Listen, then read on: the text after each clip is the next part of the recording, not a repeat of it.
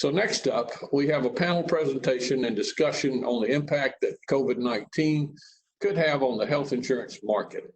I'm pleased to welcome Mr. Randy Pate, CMS Deputy Administrator and Director, Center for the Consumer Information and Insurance Oversight. Following Deputy Administrator and Director Pate's remarks, we'll hear from Troy Oechsner, who is now a partner at Manatt Health. Welcome, Randy. Thank you, Commissioner. Appreciate it. And thanks for inviting me here today to take part in this discussion and this important dialogue between CMS and state regulators, our partners at the state level around this virus. Please know that the administrator, Seema Verma, and our leadership team at CMS really thanks you for all the hard work you're doing and you've been doing. We are really anxious to hear your questions.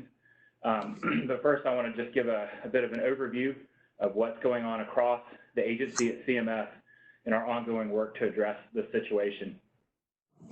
For the Trump administration as a whole and for CMS, patients come first.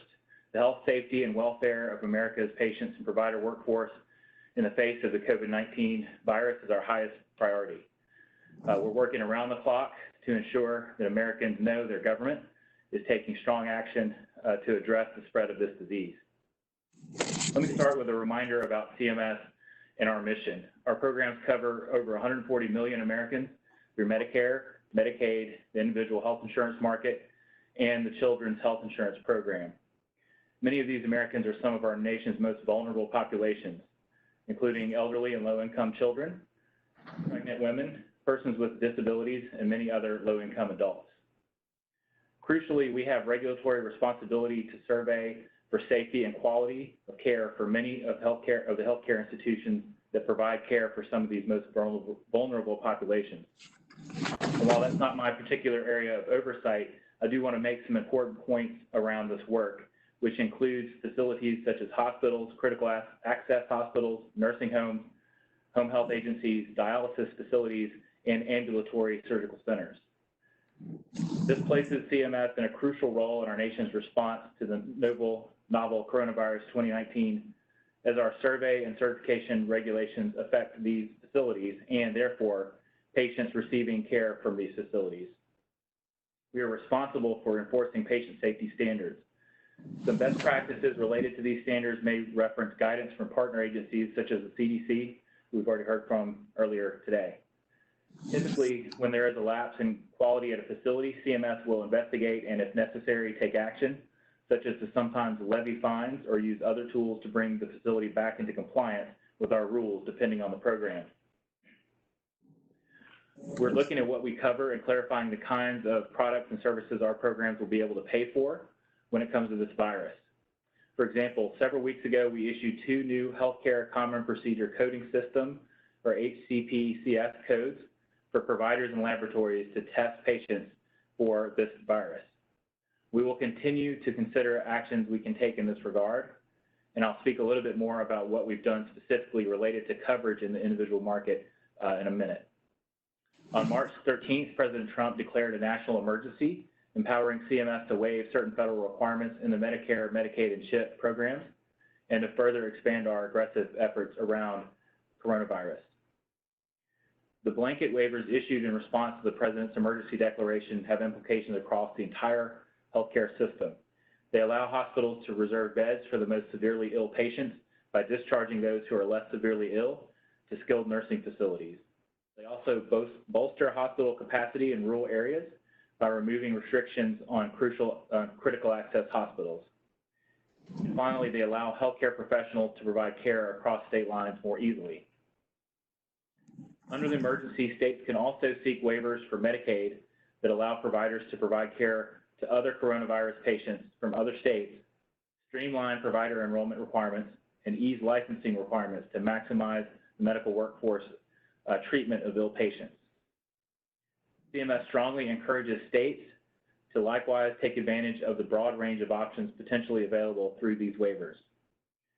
For example, earlier this week, CMS approved the first request for a Medicaid waiver in Florida, and we are working quickly to continue to approve waivers as they are submitted. The emergency declaration also allows us to expand the use of telehealth so people can communicate and interact with their providers from home and thus limit the spread of the virus. So beginning on March 6th, Medicare will temporarily pay clinicians to provide telehealth services for beneficiaries residing across the country. Prior to this announcement, Medicare was only allowed to pay clinicians for telehealth services such as routine visits in certain circumstances, and beneficiaries were generally not able to receive telehealth services in their home. This expanded flexibility will help ensure Medicare beneficiaries who are at a higher risk for COVID-19 are able to visit with their doctor from their home without having to go to a doctor's office or hospital and put themselves or others at risk. And now let me turn to the private health insurance market response in the area of my focus within CCIIO. Last week, the Trump administration announced aggressive actions and regulatory flexibilities to help healthcare providers and states respond to and contain the spread of the coronavirus. CMS is taking these actions following President Trump's declaration of a national emergency, including actions to help consumers in the private health insurance market. To date, CMS has posted a fact sheet and a frequently asked questions document providing information about COVID-19 related benefit coverage in the individual and small group markets. The fact sheet we released on March 5th explains that existing federal rules governing health insurance, including with respect to viral infections, apply to the diagnosis and treatment of COVID-19. The FAQs released on March 13th further clarify which COVID-related services, including testing, isolation and quarantine, and vaccination, are generally covered as essential health benefits, or EHB, in these markets. We continue to remind consumers that they should contact their insurers to determine specific benefits and coverage policies, as these details may vary by state and by plan.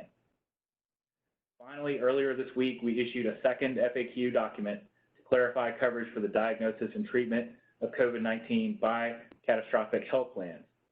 This aligns with guidance in the Internal Revenue Service issued last week regarding high deductible health plans, which provides flexibility to high deductible health plan enrollees to provide health benefits for diagnosis and treatment of COVID-19 without application of a deductible or cost sharing. And I will say we are planning to issue more information in the coming days, including in some areas such as prescription drug refills, grace period rules, and telehealth and some other areas. So I'll close by just saying we are deeply appreciative of all your hard work as state regulators to clarify COVID-related coverage. And we've been working as quickly as we can to respond to questions and concerns as they've come up. We're continuing to work closely with states and health plans around the country to address what additional actions are necessary to ensure American people have coverage for and access to services they need during this time. And I look forward to our discussion later today about ways we can work together to serve people during this pandemic. Thank you. Thank you, Deputy Director Pate, for those great remarks, and we certainly appreciate the flexibility and the partnership of our federal agencies. Troy. Thank you, President Farmer. Of course, COVID-19 presents enormous challenges for our health insurance markets. And since I left the New York State Department of Financial Services a few weeks ago, I've had the privilege to work with some of my former fellow colleagues and as state regulators, as well as health plans, providers, consumer groups. And as expected, regulators have already been very active in working to help ensure that consumers have needed coverage for COVID testing and increasingly for treatment. So I'm briefly going to touch on some of those regulator actions. Commissioner Altman will be leading a session in a bit that will go into more detail on those state actions. And rather, I'm going to focus on some of the market issues that regulators are beginning to face and will face in the coming days, weeks, and months. Next slide, please. And wanted to thank Deputy Director Tate, and just wanted to highlight again that on Wednesday, Congress passed a package that includes a requirement for no cost sharing or pre-auth for COVID testing and diagnosis, and it applies to commercial insurance as well as ERISA self-funded plans, and I'm just going to mention that again in a minute, talk about it, as well as a variety of public programs. And some questions may arise from that federal rule that came out, federal statute that just came out, like if a consumer goes for COVID testing and receives other testing or treatment, how the health plan should treat those charges, all things that we're going to be working with CMS to help figure out. So on the state actions tick list, of course, limiting waiving cost share, so that's not a barrier to people getting treatment, is something many states have done. Limiting pre-authorization. Some states have banned or limited pre-authorization outright. Others have requested plans to expedite pre-auth. Others have reminded insurers of existing timeliness requirements. Network adequacy is another area where states have been really active. Some states addressing the need for plans to cover out-of-network services at the in-network cost sharing in case existing networks are overwhelmed. Telehealth, of course, a huge area that we've just discussed. And many states have addressed the need for telehealth, but there's still a lot of open questions in the commercial market on areas regarding payment for telehealth services at a rate equal to or in parity with in-person services, expanding the technology and service types like telephone, making clear that the home or where the patient is an eligible originating site, and expanding the list of eligible providers. Access to drugs. A number of states have taken action on allowing early refills and accessing off-formulary drugs if supplies run short. And very many states have enlisted plans to help communicate important COVID information to both consumers and providers. And some states have engaged, the state-based marketplaces are establishing special enrollment periods for COVID, and some SBMFP states have requested, as have a couple of FFM states. So next slide.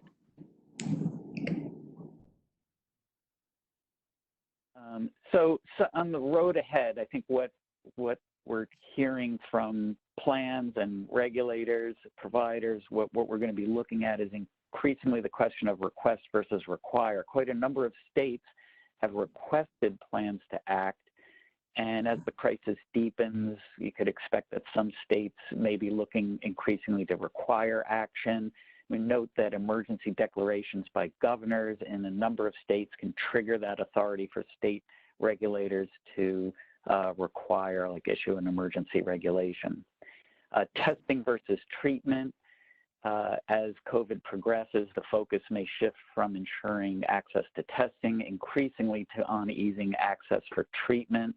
Right now, I believe like Massachusetts and Nevada require plans to waive cost sharing for treatment as well as for testing. Premium grace periods for QHPs receiving tax credits, it's 90 days, but states will have a fair amount of leeway on the non-subsidized plans. A lot of them are 30 days, often set by contract. So there may be some pressure to extend those premium grace periods. Surprise medical bills are our old friend.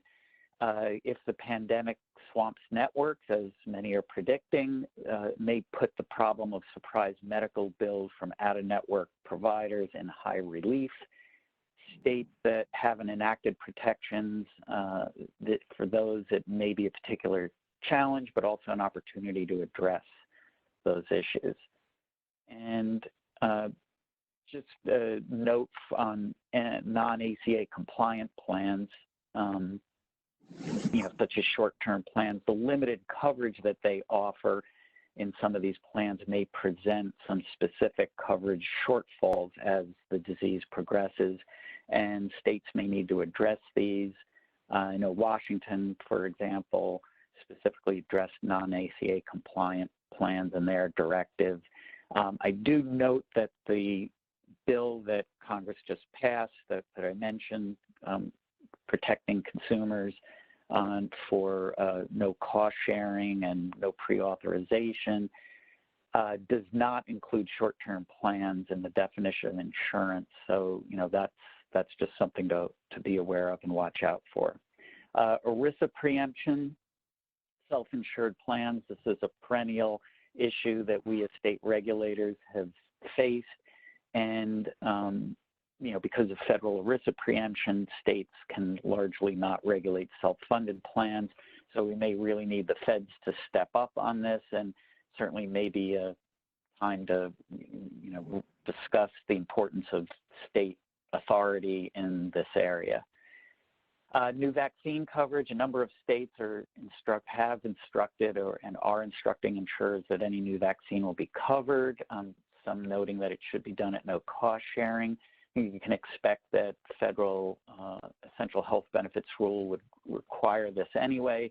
And then assuming the U.S. Preventative Services Task Force endorses a new vaccine as a preventative service, as you'd expect, would be at no cost sharing.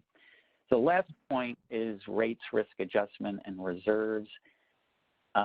Rates, some plans and regulators have raised the question whether 2020 rates will prove sufficient.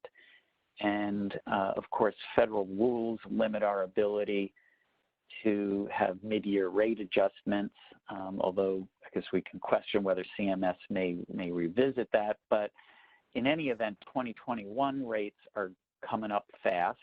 Plans are already looking towards that. And one of the big questions for regulators is going to be, what's the impact? Could it mean big increases if the treatment costs are huge? But could those costs be significantly offset by other non-urgent services that are being delayed or not performed? Also, increased costs from COVID treatment we'd expect to be disproportionately hitting seniors, which may fall more heavily on Medicare.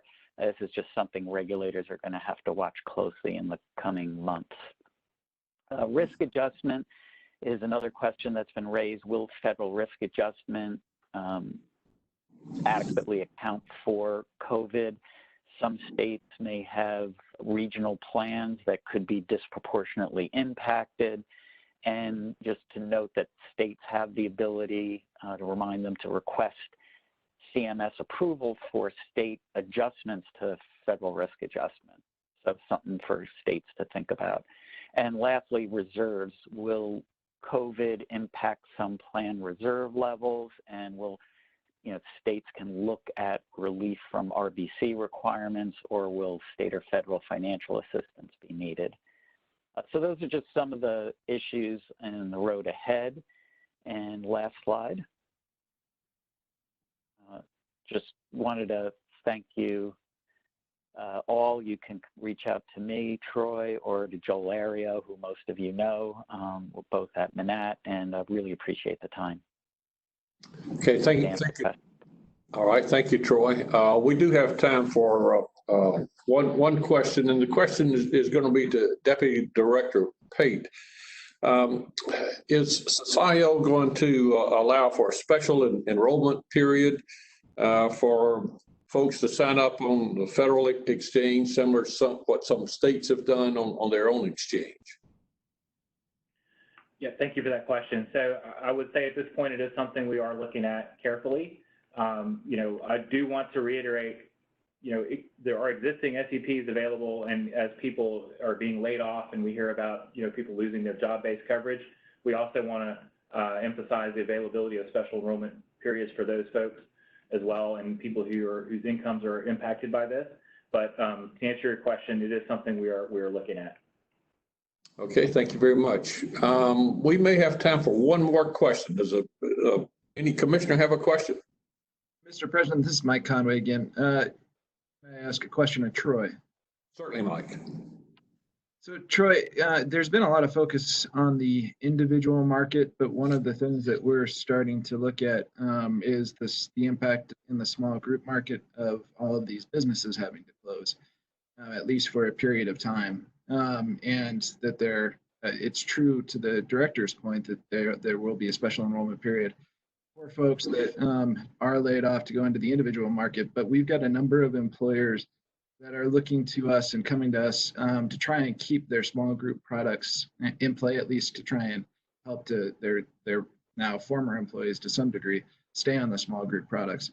Have you all started to look at that at all, and any advice if you have? Well, we certainly have heard that, and of course, small businesses, as you note, are going to be on the front line of maybe having to lay people off. And so, you know, everything I know in New York, there's certainly been discussions about assistance to small employers specifically to help them kind of keep paying their employees, but also their premiums. And I think it's a discussion to have. You're right to flag it, whether there could be some premium grace periods or other actions to help those small businesses through this tough time. And they're going to be the engine of economic growth when this all passes. What about with the policy provisions themselves? I think is really where my question should have been more narrowly tailored to. So have you thought through dealing with the fact, assuming that some of these people actually are they're let go, they're fired, but the business itself still wants to try and provide healthcare coverage for them? Have you all thought through the policy provisions and ways to work through or work with those policy provisions to allow the employer to keep the small group policy in play? Well, I think that's a really good question, and one that we've started to think about. I think it's going to vary from state to state and from you know, different policy provisions. But again, some sort of grace periods to allow if I understand your question properly, you know, how can we keep the small employer in the game and not have people lose their coverage, and maybe some exemptions from the commitments that the employer has made to lessen those so that they can keep the policy and expect some more contributions. Thanks, Troy. And yeah, thanks. Okay, well, thank you both for that excellent update. Deputy Administrator and Director Pate and Troy have given us a lot to think about on how COVID-19 is impacting the health insurance market. And so we certainly appreciate, again, the relationship with our federal partners during this extremely critical time.